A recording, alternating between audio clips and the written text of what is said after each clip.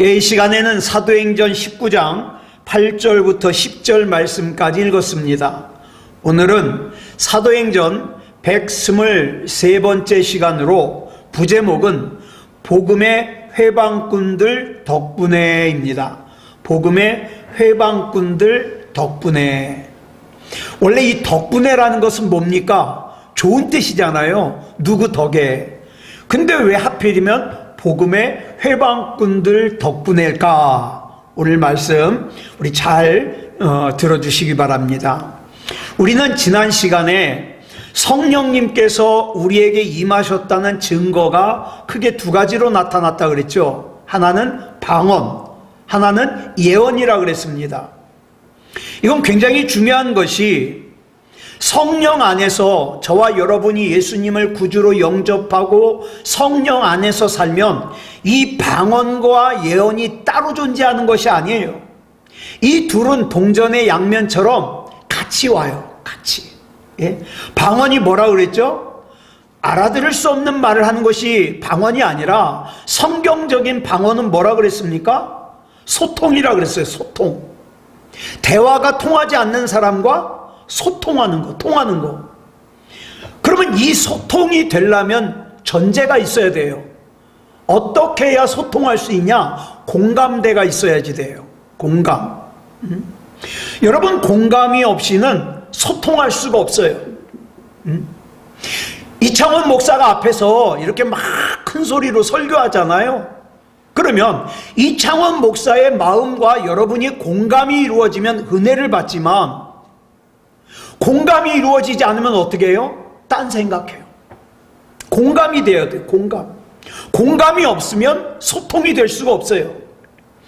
자, 어떤 사람들 간에 이 소통이 원활하게 이루어지고 있다면 그것은 뭐예요? 그 사람들이 같이 공감하고 있다는 거예요.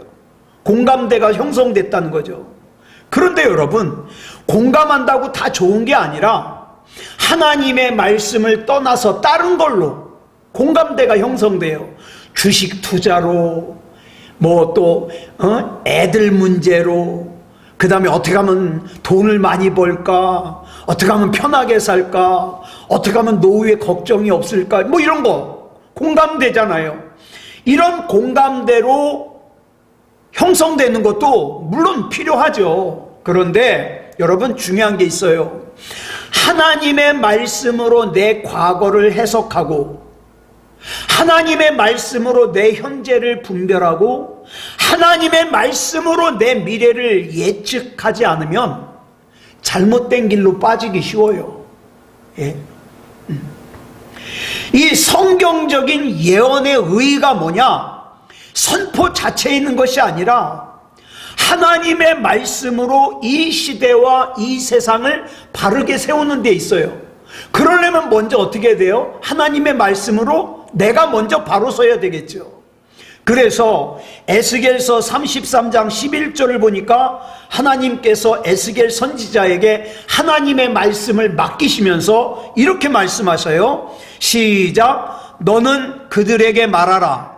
주 여호와의 말씀이니라. 나의 삶을 두고 맹세하노니 나는 악인이 죽는 것을 기뻐하지 아니하고 악인이 그의 길에서 돌이켜 떠나 사는 것을 기뻐하노라. 이스라엘 족속아, 돌이키라. 너희 악한 길에서 떠나라. 어찌 죽고자 하느냐 하셨다 하라. 하나님께서는 죄인이, 악인이 그대로 죄 가운데서 살다가 죽고 지옥에 가는 걸 원하지 않으세요. 그럼 뭘 원하시냐? 그 죄에서 돌이키고 악에서 돌이켜가지고 살기를 원하셔요. 천국 갈 수 있기를 원하셔요. 그래서 그 때문에 하나님께서 누굴 보내신 거예요? 하나님의 말씀을 맡긴 예언자를 보내신 거예요. 하나님의 말씀을 맡긴 선지자를 보내신 거예요. 그리고 나서 에스겔서 33장 14절을 보니까 말씀이 이렇게 이어져요. 줄친 것만 볼까요? 시작. 가령 내가 악인에게 말하기를 너는 죽으리라 하였다 하자. 여러분, 무섭죠? 아니, 하나님의 말씀이 인간의 말과 다른 것은 인간은 말하고도 바꿀 수 있어요. 왜? 인간은 불완전하니까. 그런데 하나님께서 악인에게 넌 죽을 거야 이렇게 말씀하셨다면 그 악인이 다시 살아날 방법이 있어요, 없어요? 없어요. 왜? 하나님은 절대적이거든요. 그런데 왜 하나님께서 이렇게 말씀하셨냐? 왜 하나님께서 악인이 돌이키길 원하신다고 하면서 왜 악인에게 말하기를 너는 죽으리라 이렇게 말씀하셨는가? 그 이유가 그 다음에 나와요. 자, 에스겔 33장 14절부터 16절까지 다시 읽겠습니다. 시작. 가령 내가 악인에게 말하기를 너는 죽으리라 하였다 하자 그가 돌이켜 자기의 죄에서 떠나서 정의와 공의를 행하여 저당물을 도로 주며 강탈한 물건을 돌려보내고 생명의 율례를 지켜 행하여 죄악을 범하지 아니하면 그가 반드시 살고 죽지 아니할지라. 그가 본래 범한 모든 죄가 기억되지 아니하리니 그가 반드시 살리라. 이는 정의와 공의를 행하였음이라 하라. 자, 하나님께서 악인에게 너는 죽으리라 이렇게 말씀하셨다면 그거는 악인을 죽이는 것이 목적이 아니라 그로 하여금 그 악인이 악에서 돌이켜가지고 정의와 공의를 행함으로써 바로 서게 하는 거예요. 그래서 진짜 하나님의 목적은 뭐냐? 하나님의 말씀으로 그 사람을 다시 살려주는 거예요. 돌이키게 해가지고. 예? 그래서 하나님의 목적은 다시 살리는 거다. 이걸 직접 말씀하시는 거예요. 그러면 하나님으로부터 그런 일을 사명으로 부여받은 사람이 누구예요? 여러분, 성경에 나오는 선지자들이에요. 예언자들이에요. 지난 시간에 살펴본 것처럼 2000년 전 오순절날에 성령 강림이 있었습니다. 그래가지고 막 예수님의 제자들이 성령 충만해가지고 막 방언을 해요. 나가가지고 막 복음을 전하는데 막 방언으로 전해요. 그랬는데 그때 예루살렘에 히브리파 유대인들만 있는 것이 아니라 오순절이라는 명절을 지내기 위해서 세계 각국에 흩어져 있는 유대인들이 다 모였어요. 예루살렘으로. 최소한 성경에 보니까 최소한 16개 나라에서 예루살렘을 찾아왔어요. 그러니까 이 사람들은 다 각각 다른 언어를 쓰고 있는 거예요. 다 각각. 그런데 이상하죠? 제자들이 방언으로 막 복음을 전하니까 헬라파 유대인들이 그 제자들이 하는 말을 자기 모국어로 알아듣는 거예요.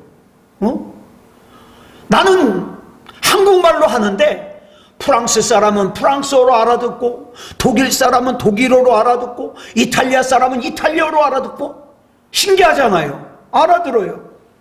여러분, 여기 있는 이 예수님의 제자들은요, 무식한 사람들이에요.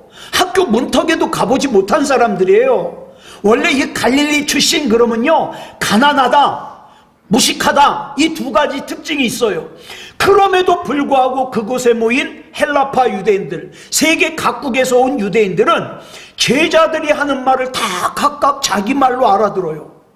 이거 신기한 거예요. 예? 자, 그래가지고 이 사람들이 뭐라 그러냐? 아유, 저 사람들 세술에 취했나봐. 근데 베드로가 얘기하기를, 야, 지금 시간이 아침 9시다. 아침 9시부터 술 취한 사람이 어딨냐? 이렇게 얘기를 하게 되죠. 네. 그러면서 베드로가 요엘 선지자의 예언을 인용하잖아요.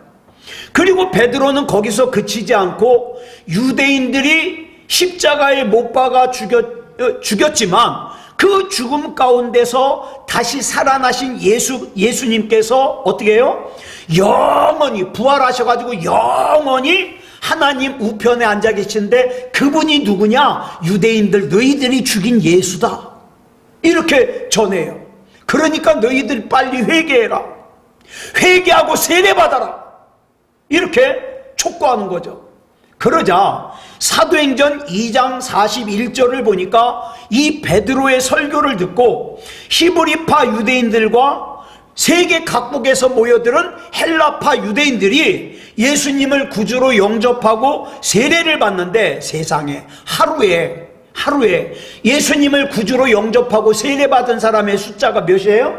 3,000이나 되더라. 3,000. 그 많은 사람들이 베드로의 설교에 감화가 된 거예요. 놀라운 감화력이죠.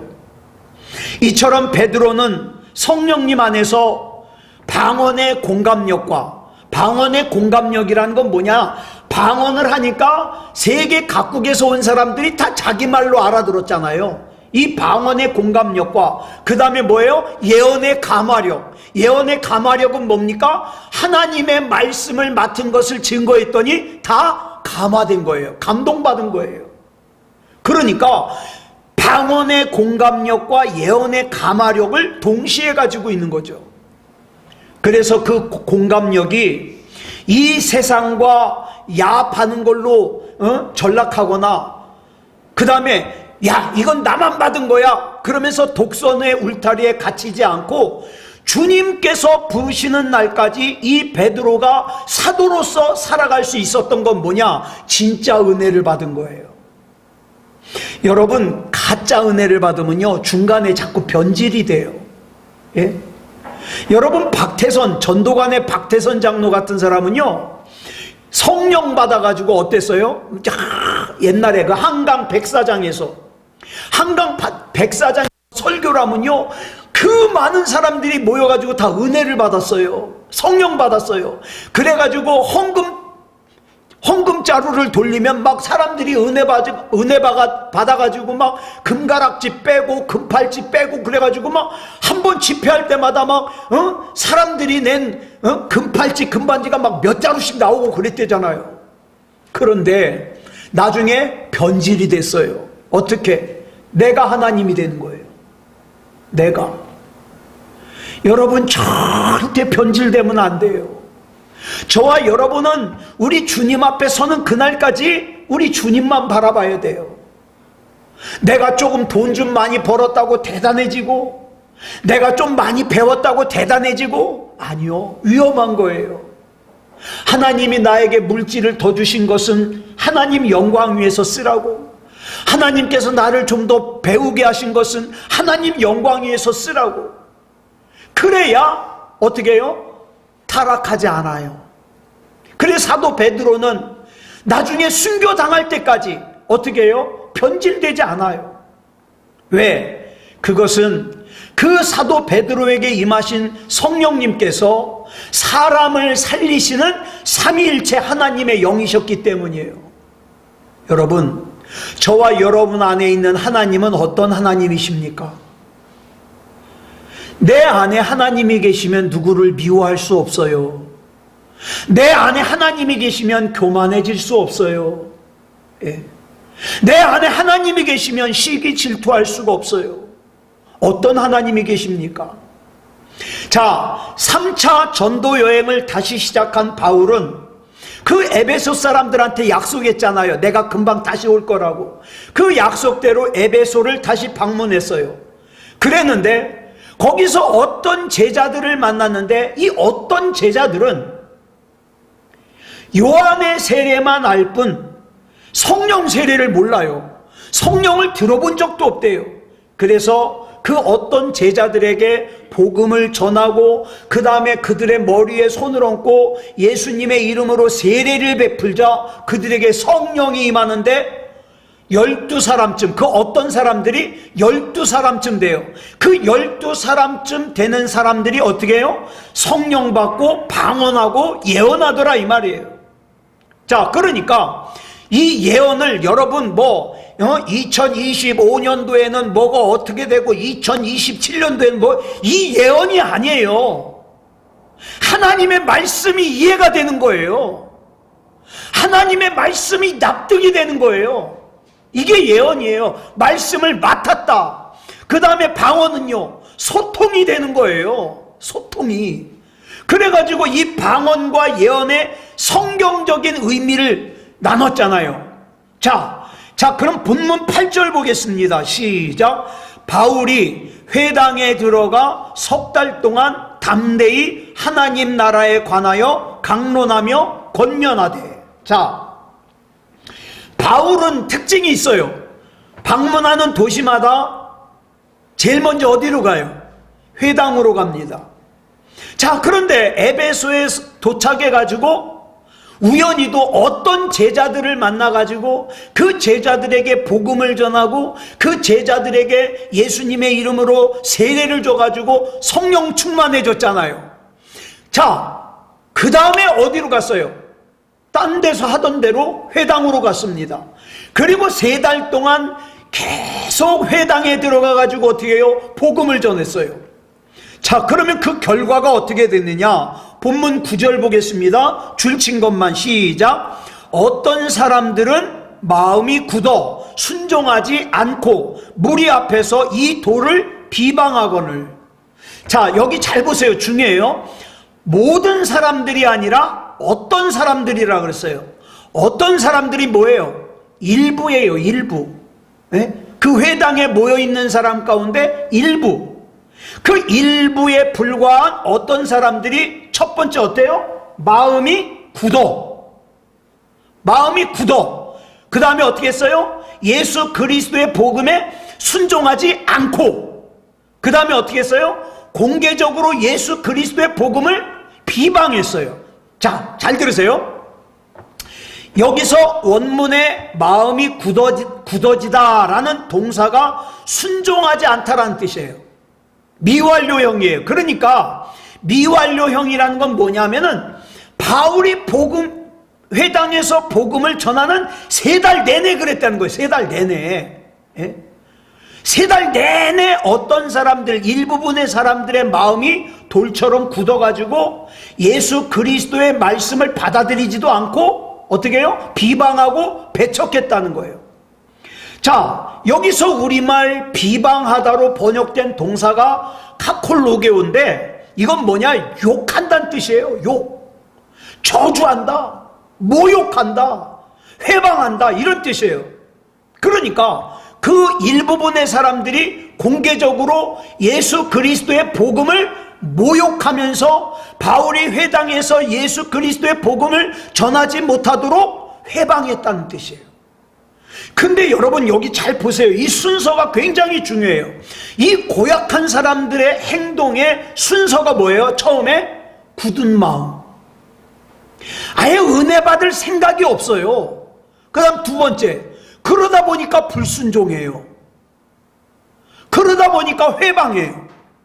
여러분, 그들의 마음이 먼저 돌처럼 굳었어요.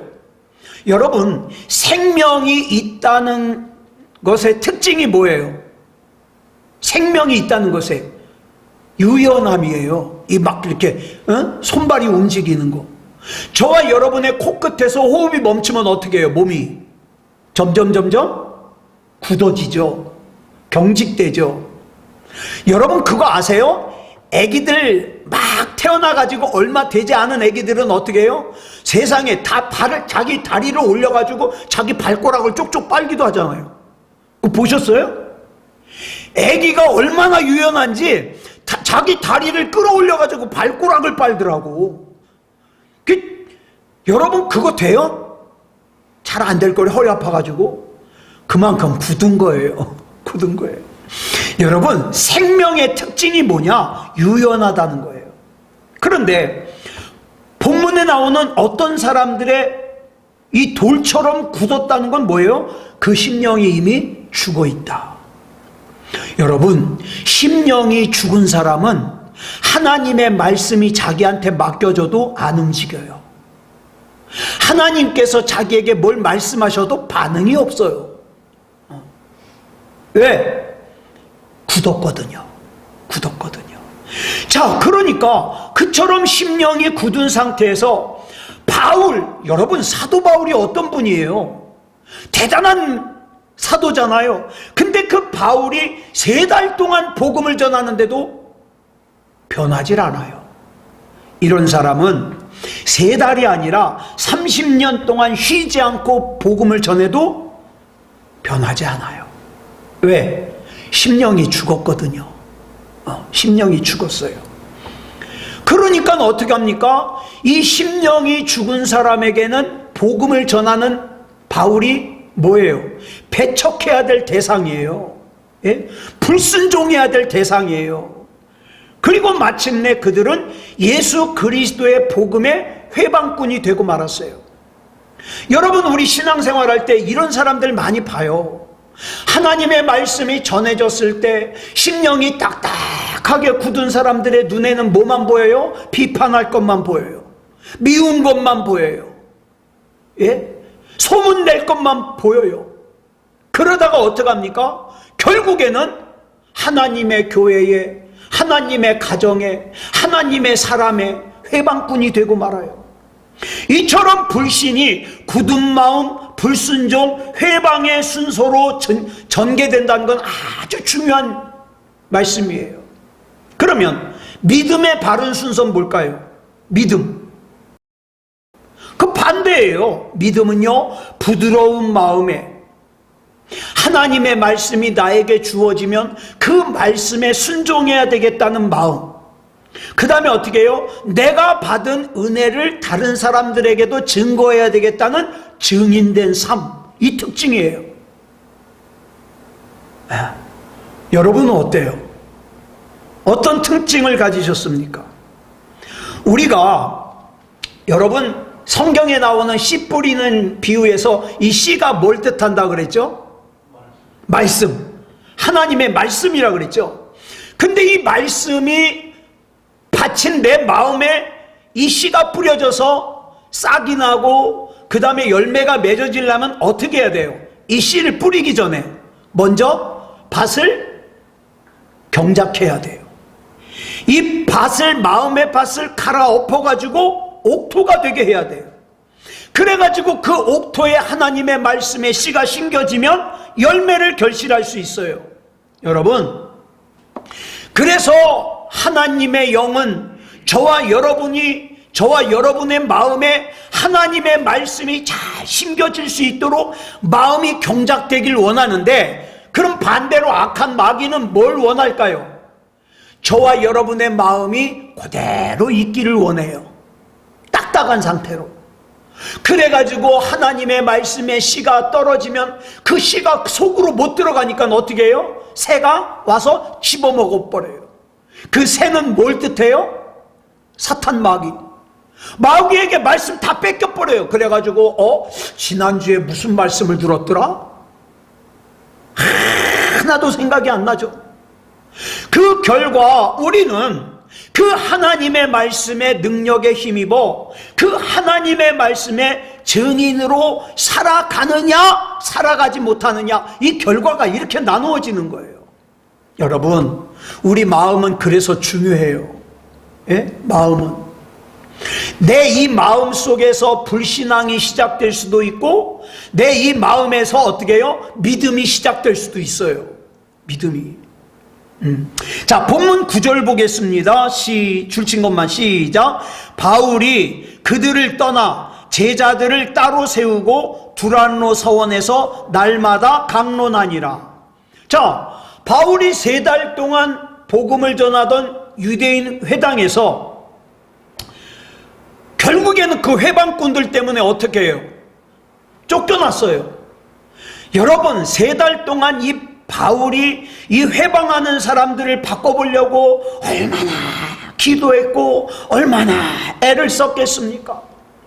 그럼에도 불구하고 복음의 회방꾼인 그들은 변할 가능성이 보이질 않아요. 그래서 결국 바울이 떠났어요. 바울이 유대인의 회당을 떠나서 두란노 서원이라고 하는 곳에서 이미 이전에 예수님을 구주로 영접한 사람들과 새롭게 예수님을 구주로 영접하는 사람들에게 복음을 전했습니다. 그럼 그 다음에 어떻게 됐냐? 10절 보겠습니다. 시작. 2해 동안 이같이 하니 아시아에 사는 자는 유대인이나 헬라인이나 다 주의 말씀을 듣더라. 자, 이 두란노 서원으로 옮겨가지고 2년 동안 이렇게 복음을 전했어요. 그 결과 유대인과 헬라인을 막론하고 아시아에서 사는 많은 사람들이 그 복음을 들었잖아요. 여러분, 여기서 말하는 복음을 들었다는 것은 그냥 귀로만 들었다는 뜻이 아니에요. 말씀대로 살았다는 뜻이에요. 저와 여러분이 하나님의 말씀을 들으면 듣는 걸로 끝나는 게 아니라, 그래, 나도 오늘부터 하루에 말씀 한 구절이라도 읽을 거야. 내가 시간이 없어 바쁘지만 나 그래도 단 1분이라도 기도할 거야. 하나님이라고 내가 30번, 100번이라도 내가 한번 불러볼 거야. 이렇게 내가 결심을 하게 되는 거예요. 이게 뭐예요? 말씀을 들었다는 뜻이에요. 여기서 본문이 언급한 아시아는 그러면 어디냐? 오늘날 터키, 튀르키예라고 그러죠. 터키 대륙의 서북 지역이에요. 이 바울이 두란노 서원에서 전하는 예수 그리스도의 복음이 에베소라는 지역에만 국한되지 않고 에베소를 넘어서 어떻게 해요? 그 광활한 넓은 아시아 전역으로 퍼져나가서 인종을 불문하고 수많은 사람들이 예수님을 구주로 영접하고 구원을 받았다 이겁니다. 그러면 자, 그 구원받은 사람들의 입장에서 한번 생각해 보죠. 어떻게 예수 그리스도의 복음이 에베소를 넘어 아시아의 유대인과 그 다음에 헬라인에게까지 그 구원의 은혜가 미칠 수 있었을까? 여기 아주 놀라운 역설적인 게 있어요. 뭐냐? 바울이 유대인 회당에서 3달 동안 복음을 전할 때 그 유대인 회당에서 그 심령이 돌같이 굳어있는 사람들이 예수 그리스도의 복음을 배척하고 모독하고 회방했잖아요. 그래가지고 유대인 회당에서 쫓겨나가지고 두란노 서원에서 복음을 전했잖아요.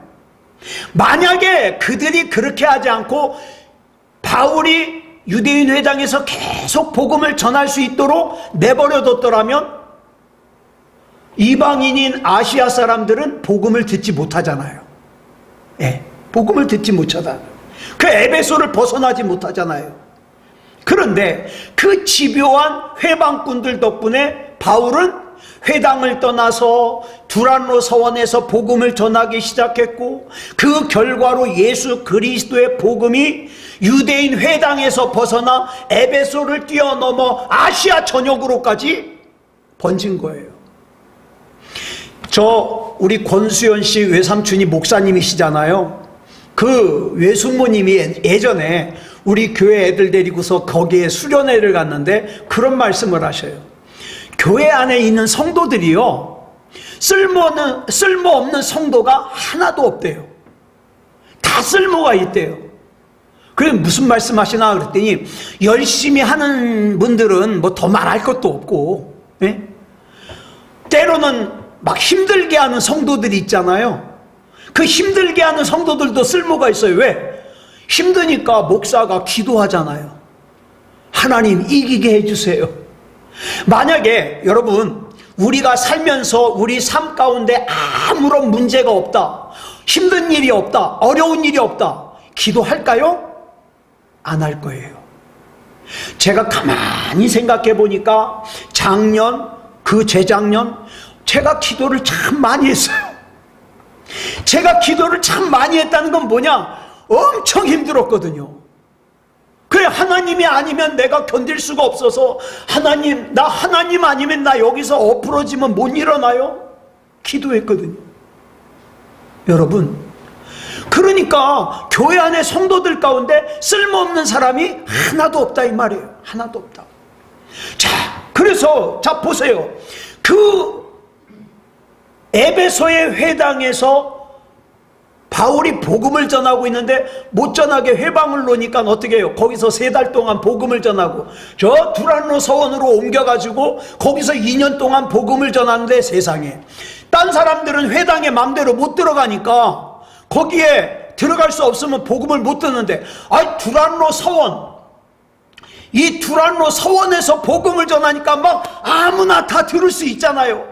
그래가지고 많은 사람들이 복음을 듣고 예수님을 구주로 영접하고 세례받고 성령 충만하고 난리가 난 거예요.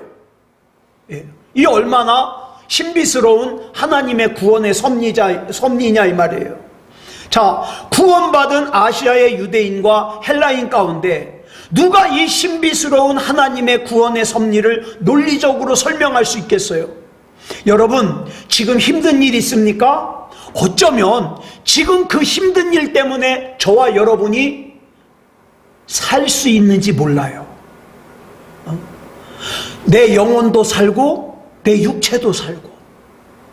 내가 만약에 그것이 아니면 하나님으로부터 떨어져 나가도 옛날에 떨어져 나갔겠죠. 그러면 벌써 어떻게 해요? 하나님 앞에 벌 받아서 내 육체가 피폐해졌을지도 모르고. 근데 나한테 항상 기도 제목이 있고 어려운 문제가 있다 보니까 하나님 앞에 기도하면서 살게 되고 경건하게 살게 되고, 그래서 내 육체도 하나님께서 지켜주시고 내 영혼도 지켜주실 수 있다 이 말이에요. 그러니까 그 하나님의 섭리를 우리가 어떻게 설명하겠어요? 이 하나님의 신비스러운 구원의 섭리를 깨달은 사람이라면 하나님 앞에서 늘 옥토와 같은 부드러운 마음으로 하나님의 말씀을 아멘으로 받고 그 말씀을 내 삶 가운데 살아내려고 애를 쓰겠죠. 자, 한번 1차 전도여행 때부터 봐요. 첫 번째 전도여행을 바울이 시작했을 때 비시디아 안디옥이라는 곳을 찾아가서 그곳에서 두 안식일, 회당에서 두 안식일, 그러니까 2주죠. 두 안식일에 걸쳐 복음을 전했어요. 자, 그런데 첫 번째 안식일에 바울의 설교를 들은 사람들이 막 가서 소문을 내는 거예요. 저 바울이라는 사람이 와서 복음을 전하는데 기가 막혀, 자네도 와서 들어보게. 그래가지고 두 번째 안식일 날에는 많은 사람들이 모여왔어요. 그랬는데 그 회당의 유대교 지도자들이 시기 질투가 나는 거예요. 내가 설교할 때는 코빼기도 보이지 않더니 저 바울이라는 사람이 오니까 막 미어 터져요. 그래가지고 그 유대교 지도자들이 바울을 시기해서 비방하고, 그래가지고 더 이상 회당에서 복음을 전할 수 없게 만들었어요. 그래가지고 바울이 할 수 없이 바깥 마당에서 복음을 전했더니 아이고 세상에, 뜻밖의 그 피시디아 안디옥의 많은 이방인들이, 그 회당에 함부로 들어갈 수 없는 이방인들이 주님을 구주로 영접하고 구원받았어요.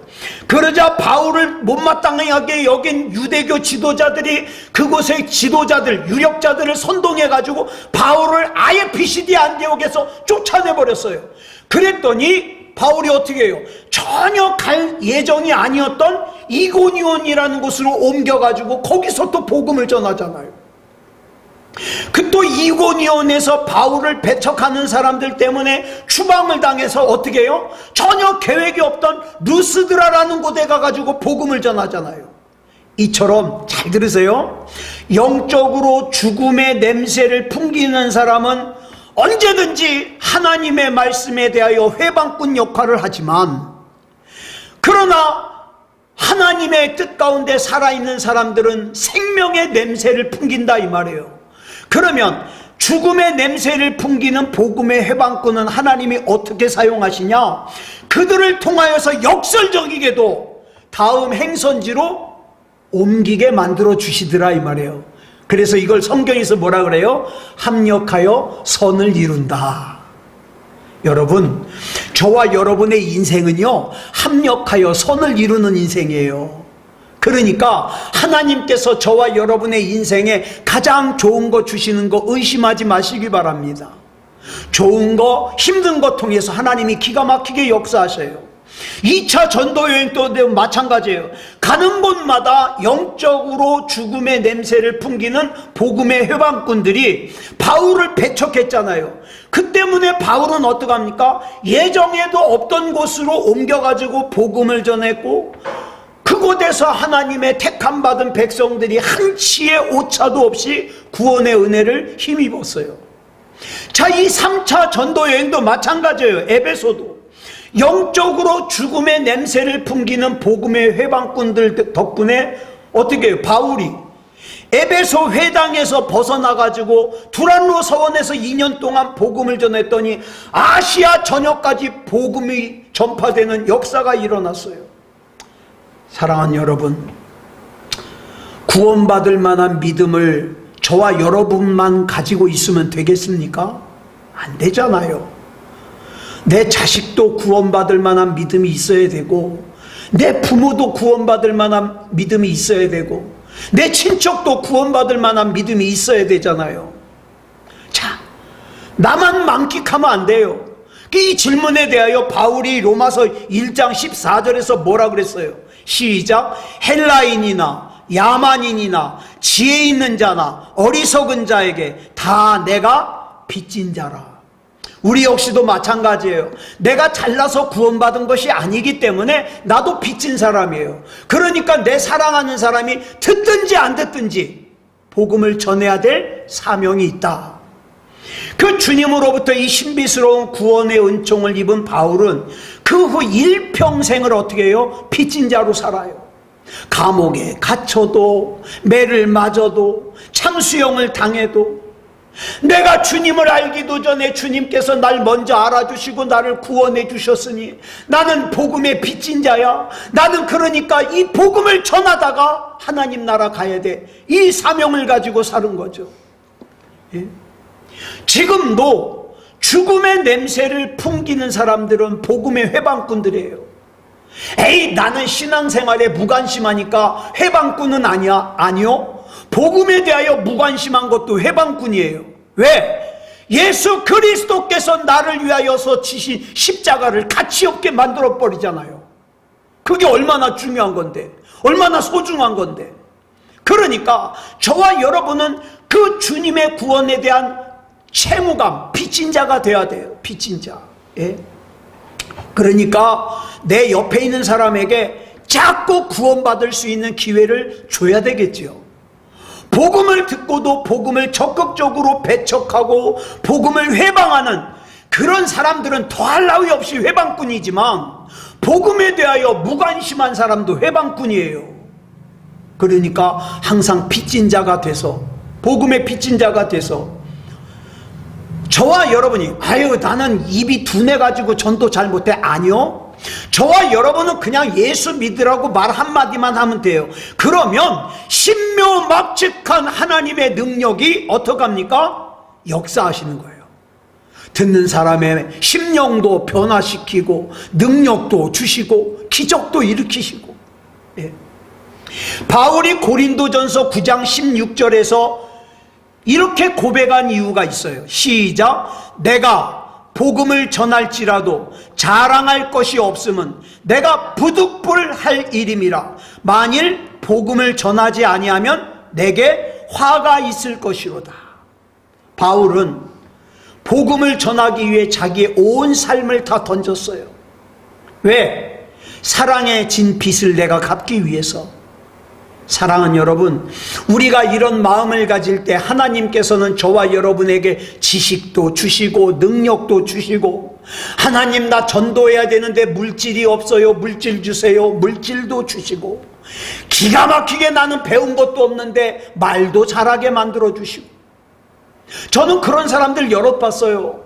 제가 아는, 전에 말씀드렸잖아요. 저 답심리에 사는 박선희 집사님이라는 분은요, 아우 찬양을 할 때마다 나는 하나님 찬양할 때 반주하고 싶어 죽겠어요. 하나님의 찬양을 내가 피아노로 치면 얼마나 좋을까요? 그렇게 기도를 했는데, 세상에 피아노를 배운 적도 없는 사람이 찬양을 듣기만 하면 찬양을 얼마나 기가 막히게 치는지. 제가요, 저는 원래 박자 무시, 그 다음에 다 무시잖아요. 근데 제가 음을 이상하게 잡아도 다 쫓아와가지고 아무렇게나 찬양해도 막 잘 쳐줘요. 이분은 악보를 못 봐요. 근데 하나님이 피아노를 칠 수 있는 은사를 주셔가지고 세상에 찬양을 얼마나 은혜롭게 치는지 몰라요. 능력 주신다 이 말이에요. 예? 제가 아는 권사님은요, 배운 것이 없는데 대표 기도를 시켰는데 대표 기도를 하러 나가다가 너무 떨어가지고 심장병이 생겼어요. 그래가지고 하나님 나 이 심장병 좀 고쳐주세요. 두근거려서 못 살겠어요. 그랬더니 하나님께서 자기 심장병만 고쳐준 게 아니라 이분이 기도해주면 병도 나서요. 그래 제가 그 권사님한테 어렸을 때, 제가 아주 어렸을 때, 저는 어디만 아프면 그 권사님한테 달려가요. 권사님, 나 아파요. 그러면 기도받으면 싹 나서요. 놀랍죠? 그런 능력과 은사를 주신다고요. 그러니까 저와 여러분은 뭐만 하면 돼요? 하나님의 뜻에 순종하기만 하면 돼요. 예. 여러분, 가슴 아픈 것은 본문 9절 말씀이에요. 다시 한번 볼까요? 시작. 어떤 사람들은 마음이 굳어 순종하지 않고 무리 앞에서 이 돌을 비방하거늘 바울이 그들을 떠나 제자들을 따로 세우고 두란노 서원에서 날마다 강론하니라. 유대인 회당에는 바울이 복음을 전하는 3달 내내 그 심령이 돌처럼 굳어 있는 사람이 있었어요. 제가 새소망교에서 목회한 지 25년입니다. 저는 안식년도 없이 지금까지 왔어요. 그래서 제가 또 설교를 좀 크게 합니까? 그럼에도 불구하고 신앙이 자라지 않는 분들이 있잖아요. 가슴이 아파요. 하나님, 이 심령이 옥토가 되게 해주시옵소서. 하나님의 이 큰 사랑을 알게 해주시옵소서. 하나님의 이 큰 능력을 알게 해주시옵소서. 예. 그런데 3달 내내 변하지 않고 결국에는 회방하니까 어떻게 해요? 바울이 유대인 회당을 떠났어요. 사랑하는 여러분, 십자가에서 인간의 죄값을 대신 치르신 예수님께서 죽음을 깨뜨리고 부활하신 구원자, 즉 그리스도이심을 핵심으로 전하는 복음이에요. 근데 이 복음을 듣고 어떤 사람은 변화되는데 어떤 사람은 전혀 변화가 안 돼. 어떤 사람은 변화돼가지고 더욱더 하나님 바라보고 은혜로 충만한데 어떤 사람은 교회만 다녀요. 네. 그래가지고 어떤 사람은 생명의 냄새를 풍풍 풍기는데 어떤 사람은 죽음의 냄새를 풍풍 풍겨요. 여러분, 저는 이 복음을 전하는 걸로 전 더 이상 할 게 없어요. 이제 이 복음을 듣고 여러분들이 하나님과 나와의 관계 속에서 생명의 냄새를 풍기는 사람이 되어야 됩니다. 예. 그래서 죽음의 냄새를 풍기는 사람은 허망하게 이 육체의 코끝에 호흡이 멈추는 날 소멸돼 버리지만, 생명의 냄새를 풍기는 사람은 하늘나라 잔치에 참여할 수 있다, 이 말이에요. 사랑하는 여러분, 내 신앙을 다시 점검하시기 바랍니다. 나는 지금 어떤 냄새를 풍기고 있는가? 생명의 냄새를 풍기고 있는가? 죽음의 냄새를 풍기고 있는가? 오늘 이 시간에 기도할 때도 여러분 그 기도하세요. 하나님, 생명의 냄새를 풍기는 제가 되게 해주시고요, 생명의 냄새를 풍기는 우리 가정이 되게 해주시고요, 생명의 냄새를 풍기는 내 자녀가 되게 해주시고요, 생명의 냄새를 풍기는 우리 형제, 우리 부모가 되게 해주시고요, 생명의 냄새를 풍기는 우리 교회와 교우들과 교우들의 가정이 되게 해주시옵소서. 기도하자고요. 그래서 하나님의 은혜로 충만한 그런 저와 여러분이기를 그리스도 예수님의 이름으로 축복합니다. 기도하겠습니다. 사랑의 아버지 하나님, 감사합니다. 오늘 이 시간 사도행전의 말씀을 통하여 하나님께서는 복음을 회방하는 사람들조차 하나님의 뜻을 이루는데 사용하셨음을 살폈습니다. 하나님, 그러나 우리는 하나님의 말씀 앞에 순종하는 자로 쓰임받기 원합니다. 심령이 옥토가 되어서 하나님의 말씀에 순종하고 하나님의 말씀의 증인이 되는 그런 삶을 살고 싶습니다. 우리 사랑하는 사람들도 그렇게 살게 해 주시옵소서. 세상에 우리 눈을 빼앗기지 말게 하시고 하나님 바라보게 하시고 하나님 앞에 귀하게 쓰임받을 수 있도록 인도해 주시옵소서. 그래서 우리의 인생이 생명의 냄새를 풍기는 그런 하나님의 사람으로서의 삶이 되게 해 주시옵소서. 이 밤에 기도할 때에 우리 하나님께서 성령으로 우리의 기도를 이끌어 주셔서 하나님이 원하시는 기도하게 하시고 하나님이 원하시는 능력이게 해 주시옵소서. 우리 주님 붙잡아 주실 줄 믿사오며 그리스도 예수님의 이름으로 감사하며 기도드려 싸움나이다. 아멘.